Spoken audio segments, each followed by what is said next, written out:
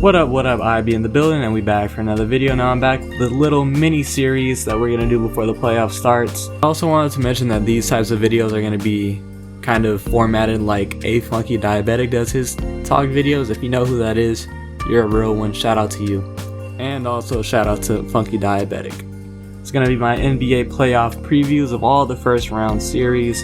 And we're starting off with the Clippers versus the Mavericks. Now this is going to be one of the more entertaining first round series, basically just because of the star player the star power that's going to be on the court at any given time. You got Kawhi Leonard, arguably some would say the best player in the NBA, and his dynamic dual partner in Paul George going against Luka Doncic, arguably an MVP candidate this year, and his dynamic dual partner in Kristaps Porzingis. Looking at this matchup just at face value, it's going to come down to, or the big headline that I see is Luka Doncic against the two-headed wing defending monster on the perimeter that he's going to have to go against every game in Paul George and Kawhi Leonard.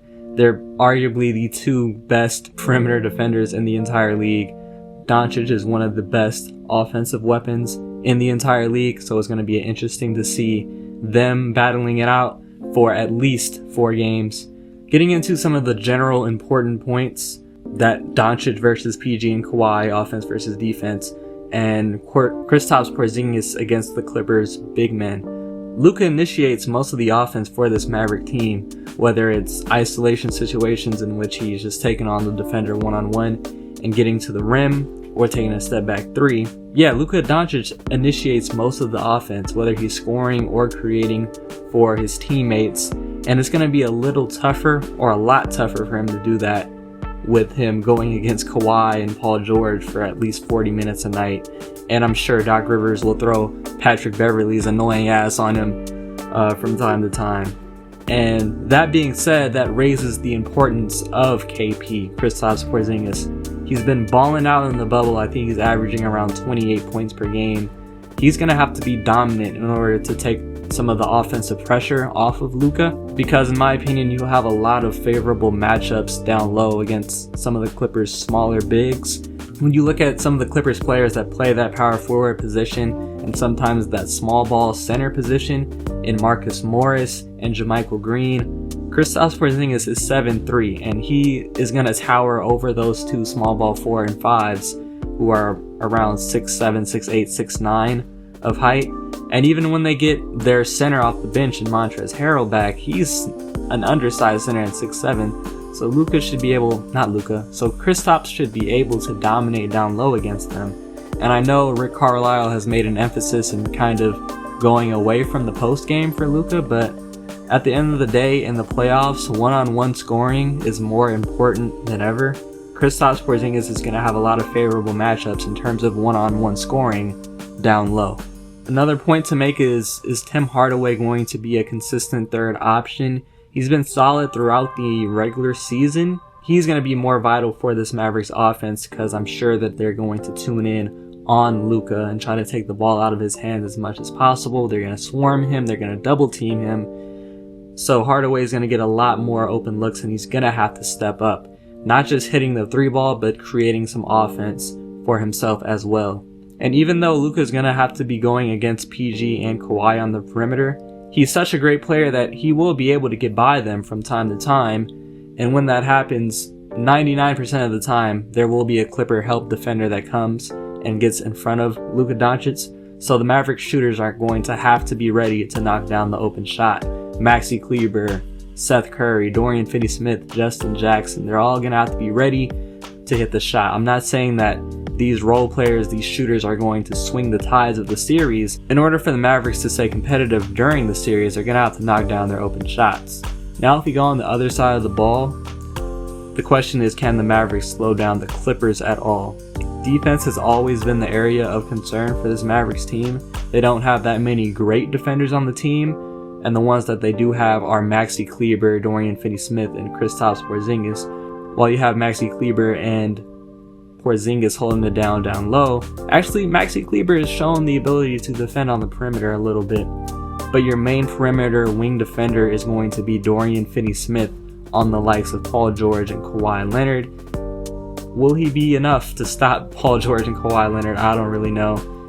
We know they're both superstars offensively, and Paul George, who really in my eyes struggled throughout the regular season before the bubble. In the bubble, he's really come into his own. He's taken a lot of threes and he's hit a lot of them. He's taken tough mid-range shots and knocking them down, and he's getting to the rim with ease. This Paul George in the bubble is pretty scary offensively. It's kind of close to the Paul George that we saw in Oklahoma City. And it's not like Paul George and Kawhi are the only two players carrying this Clipper offense. The depth of the Clippers is what kind of made them as dangerous as they are. They have secondary shot creators like Lou Williams, Marcus Morris, and Montrezl Harrell when he's back. I'm not sure if he's going to be back for the very first game or not, but yeah, those are your secondary shot creators behind your stars. Zubac has emerged into a scoring role, not really creating for himself, but he's great in the pick and roll. He works off that pick and roll very well with Kawhi Leonard. Kawhi Leonard's vision has kind of unleashed Zubac in that situation, especially in the bubble. Now, if we get down to just archetypical advantages on offense, even with the star power that the Clippers do hold, I'm still going to give the offensive advantage. Just strictly comparing offenses, I'm going to give the advantage to Dallas. They don't have as many shot creators as the Clippers do, but they simply have an offense that works. You guys might forget, but their offensive rating was on a record-setting pace, and is mainly because of the shot attempts that they take. They take the most efficient shots possible.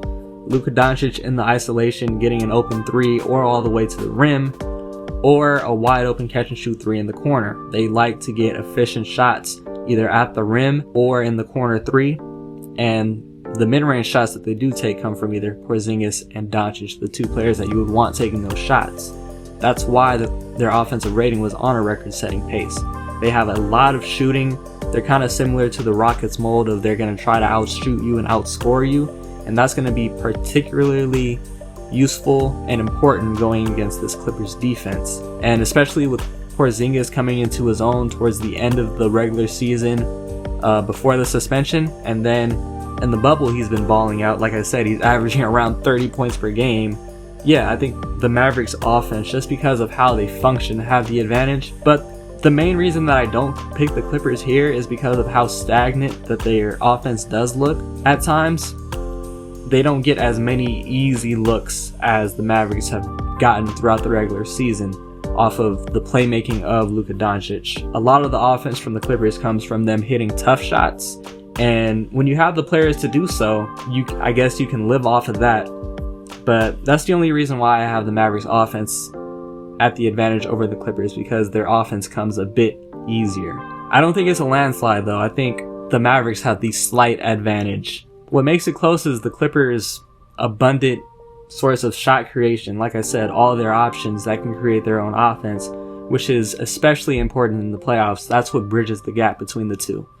Now we move to the defensive side of the ball. It's not even close. The Clippers definitely hold the advantage here. Pat Bev, PG, and Kawhi on the perimeter, that is lethal. I mean, at times, going into this regular season, the Clippers, we expected them to be like a record-setting defense, but that wasn't really the case. However, they were still a top 5 team in defensive rating. A lot of times they didn't really have that cohesion, and that comes with a lot of their games. They didn't have their full arsenal of star players, but just the star player just the star power that they have on the defensive side of the ball, your one-on-one defenders, that's going to bolster you on defense, and it did. And the improvement of Zubac as a defender down low, he's not an electric rim protector, but he is a improved, solid defender down low. He's smarter with more experience. You got to remember, he's still young in this league. And you have defenders at the forward position in Marcus Morris and JaMychal Green, who are solid at defending forwards, and they have a lot of switchability. Like I said, they have the ability to play small ball 5. And then you get to the Mavericks defense, which I alluded to earlier. They've simply just struggled all year this year. There's no real elite defenders, and they only have a couple of great ones. So that's why I give the Clippers the advantage on defense. I don't think this is an argument. Then we get into the bench. The Clippers definitely hold the advantage here. They have 2 players off the bench that are both 6th Man of the Year candidates. That alone gives you like the best bench in the entire NBA. So it's not close And they're both players that can create their own offense. Lou Williams more so than Montrezl Harrell, but Montrezl Harrell does get a post look from time to time. They're both players that average upwards of 18 points off the bench, so yeah. And not even just looking at them separately, you look at them together, they have great chemistry with one another. They play great with each other on the offensive side of the ball. In terms of pick and roll plays between Lou Williams and Montrezl Harrell, or handoff plays between the two, or off-ball cuts between the two. If you just look at them when they play together, they create a lot of easy offense for one another. And when you go to the Mavericks bench, the only real shot creator off the bench for the Mavs is Seth Curry. And most of the other offensive options for this team, they're dependent on catch and shoot or catch and drive looks for when Luka penetrates or gets doubled. Just generally looking at talent, it's the Clippers here. Both teams have a dynamic duo, but then after that, like I've been alluding to this entire vid, the options on offense that the Clippers have. Kawhi is your number 1, PG as your number 2, and then you have Lou and Montrez as your number 3 and 4, which is perfectly ideal. Like I said, 2 6th Man of the Year candidates. And then you have Marcus Morris, who as a number 5 option in New York, as a number 1 was putting up about, 17 a game on great efficiency. Now Morris has the kind of rep as a ball hog, but if he can just settle in as that 5th option on offense, you'll get an ISO look or pick and roll look from time to time, but you're not really going to be the go-to guy. If he can just settle into that role, that's kind of the perfect role he would want your 5th option to have. To have somebody as a reliable shot creator in your number 5 scoring option, it's a blessing. So yeah, the Clippers have the advantage when it comes to talent.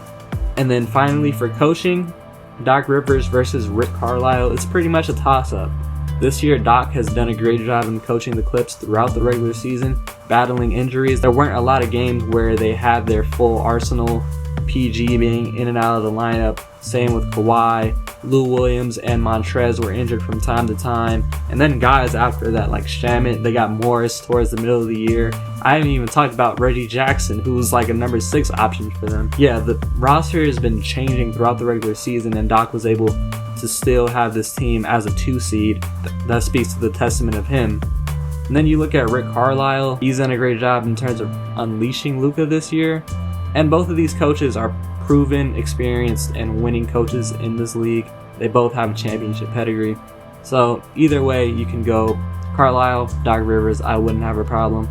And finally, for my pick for this series, I have the Clippers winning in about 5. I think Luka and KP can go off one game and kind of overwhelm the Clippers there.